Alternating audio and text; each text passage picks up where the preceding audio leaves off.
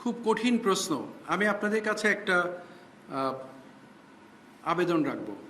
দেখুন, এই বিষয় যেটা নিয়ে আমি সামনে দাঁড়িয়েছি এবং যেই প্রশ্নটা করা হয়েছে অত্যন্ত স্পর্শকাতর একটা প্রশ্ন।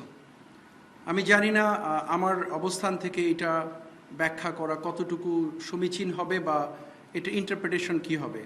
আপনাদেরকে শুধু একটু আবেদন করব যে আমি সবসময় ইতিপূর্বে আপনাদেরকে বলেছি ইনফর্মালি, আমার এক সাংবাদিক ভাই বললেন, আজকেও ফর্মালি বা ইনফর্মালি যেটাই বলেন, আমি ব্যক্তিগতভাবে মনে করি এবং আমরা সবাই একই মানসিকতা পোষণ করি। দিস ইজ আওয়ার কান্ট্রি, এটা আমার দেশ, এটা আমাদের দেশ।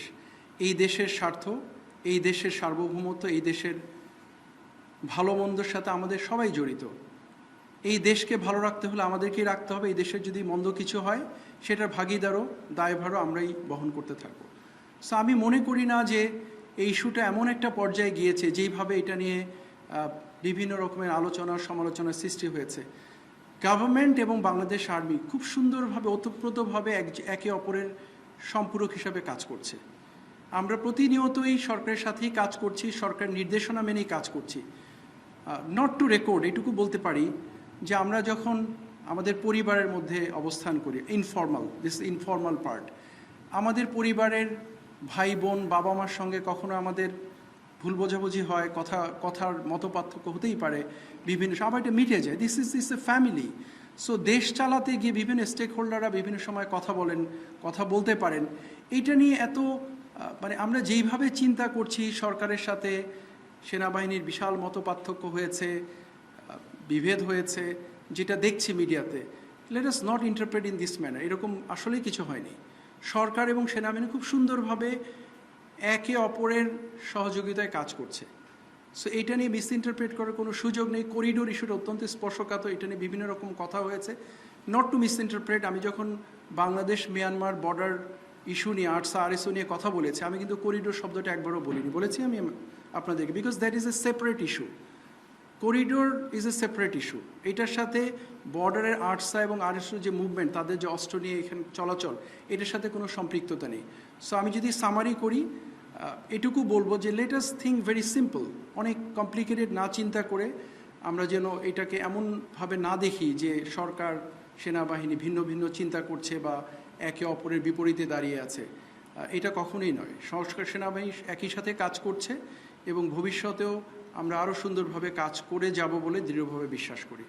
আপনাদের যদি সার্বিক আজকে সবার একটা মনের মাঝে অনেক এই রিলেটেড কোশ্চেনই বেশি ছিল আমার মনে হয়।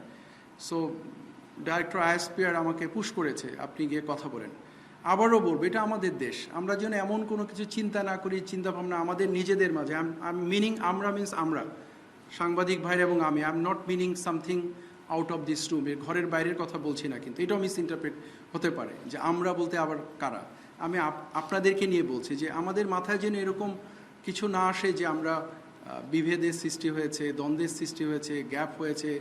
Is nothing like that. তাহলে তো আর কোনো কিছু করার থাকে না।